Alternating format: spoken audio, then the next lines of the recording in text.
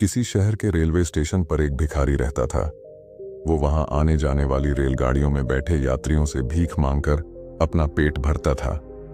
एक दिन जब वह भीख मांग रहा था तो सूट बूट पहने एक लंबा सा व्यक्ति उसे दिखा। उसने सोचा कि यह व्यक्ति बहुत अमीर लगता है, इससे भीख मांगने पर यह मुझे जरूर अच्छे पैसे देगा। वह उस लंबे व्यक्ति से भीख मांगने लगा। भिखारी को देखकर उस लंबे व्यक्ति ने कहा, तुम हमेशा मांगते ही रहते हो, क्या कभी किसी को कुछ देते भी हो? भिखारी बोला, साहब मैं तो भिखारी हूं, हमेशा लोगों से मांगता ही रहता हूं। मेरी इतनी औकात कहां कि किसी को कुछ दे सकूं।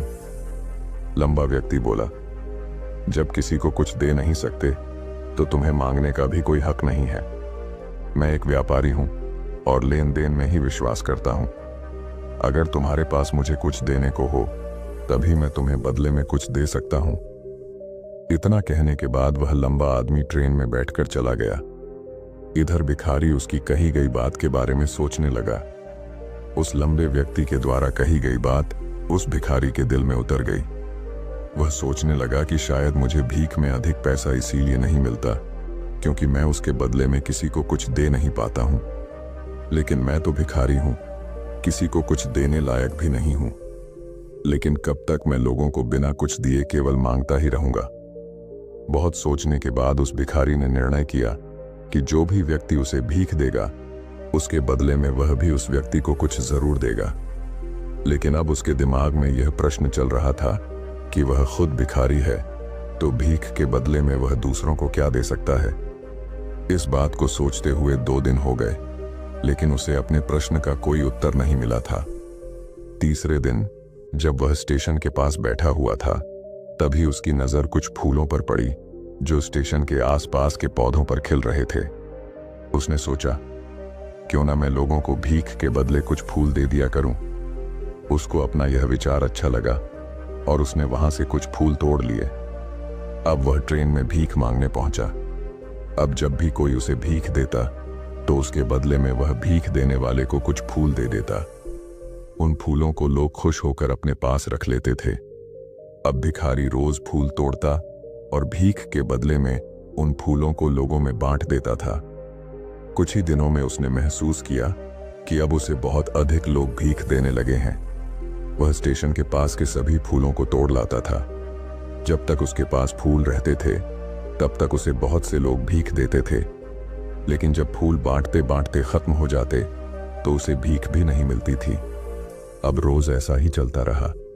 एक दिन जब वह भीख मांग रहा था तो उसने देखा कि वही लंबा व्यक्ति ट्रेन में बैठा है जिसकी वजह से उसे भीख के बदले फूल देने की प्रेरणा मिली थी। वह तुरंत उस व्यक्ति के पास पहुंच गया और भीख मांगते हुए बोला, आज मेरे पास आपको देने के लिए कुछ फूल हैं। आप मुझे भीख दीजिए तो बदले में मैं आपको कुछ फूल दूंगा। उस लंबे व्यक्ति ने उसे भीख के रूप में कुछ पैसे दे दिए और भिखारी ने कुछ फूल उसे दे दिए। उस लंबे व्यक्ति को यह बात बहुत पसंद आई। वह बोला, वाह क्या बात है, आज तुम भी मेरी तरह एक व्यापारी बन गए हो। इतना कहकर फूल लेकर वह लंबा व्यक्ति अपने स्टेशन पर उतर गया। लेकिन उस लंबे व्यक्ति द्वारा कही गई बात एक बार फिर से उस भिखारी के दिल में उतर गई। वह बार बार उस लंबे व्यक्ति के द्वारा कही गई बात के बारे में सोचने लगा और बहुत खुश होने लगा। उसकी आंखें अब चमकने लगीं। उसे लगने लगा कि अब उसके हाथ सफलता की वह चाबी लग गई है जिसके द्वारा वह अपने जीवन को बदल सकता है। वह तुरंत ट्रेन से नीचे उतरा और उत्साहित होकर बहुत तेज आवाज में ऊपर आसमान की तरफ देखकर बोला, मैं भिखारी नहीं हूं, मैं तो एक व्यापारी हूं, मैं भी अमीर बन सकता हूं। लोगों ने उसे देखा तो सोचा कि शायद यह भिखारी पागल हो गया है और अगले दिन से वह भिखारी उस स्टेशन पर फिर कभी नहीं दिखा। लेकिन 6 महीने बाद इसी स्टेशन पर 2 व्यक्ति सूट बूट पहने हुए यात्रा कर रहे थे। दोनों ने एक दूसरे को देखा तो उनमें से एक ने दूसरे से हाथ मिलाया और कहा, क्या आपने मुझे पहचाना? दूसरा व्यक्ति बोला, नहीं, क्योंकि मेरे हिसाब से हम लोग पहली बार मिल रहे हैं। पहला व्यक्ति बोला, नहीं, आप याद कीजिए, हम पहली बार नहीं बल्कि तीसरी बार मिल रहे हैं। दूसरा व्यक्ति बोला, मुझे याद नहीं, वैसे हम पहले 2 बार कब मिले थे? अब पहला व्यक्ति मुस्कुराया और बोला, हम पहले भी 2 बार इसी ट्रेन में मिले थे।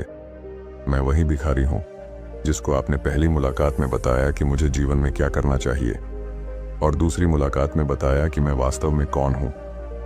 दूसरा व्यक्ति मुस्कुराया और अचंभित होते हुए बोला, ओह, याद आया, तुम वही भिखारी हो जिसे मैंने एक बार भीख देने से मना कर दिया था और दूसरी बार मैंने तुमसे कुछ फूल खरीदे थे।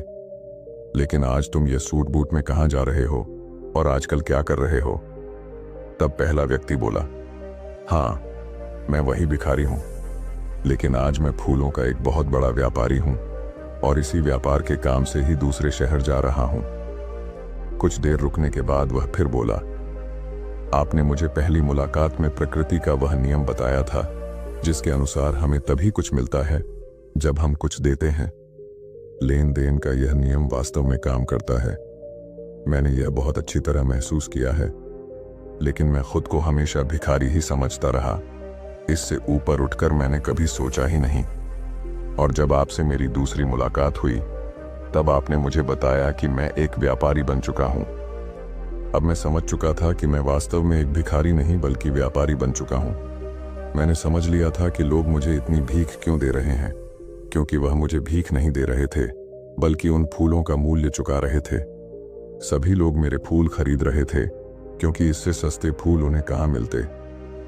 मैं लोगों की नज़रों में एक छोटा व्यापारी था, लेकिन मैं अपनी नज़रों में एक भिखारी ही था। आपके बताने पर मुझे समझ आ गया कि मैं एक छोटा व्यापारी हूँ। मैंने ट्रेन में फूल बांटने से जो पैसे इकट्ठे किए थे उनसे बहुत से फूल खरीदे और फूलों का व्यापारी बन गया। यहाँ के लोगों को फूल बहुत पसंद है और उनकी इसी पसंद ने मुझे आज फूलों का एक बहुत बड़ा व्यापारी बना दिया। दोनों व्यापारी अब खुश थे और स्टेशन आने पर साथ उतरे और अपने अपने व्यापार की बात करते हुए आगे बढ़ गए। दोस्तों, इस कहानी से हमें बहुत कुछ सीखने को मिलता है।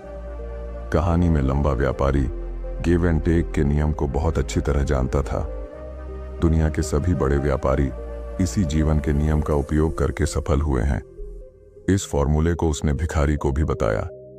भिखारी ने इस प्राकृतिक नियम को अपना लिया और इसका असर उसके जीवन में साफ दिखाई देने लगा।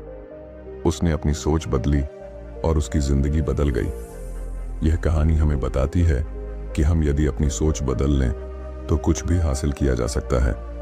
यदि हम खुद को छोटा समझते रहेंगे तो हम हमेशा छोटे ही बने रहेंगे।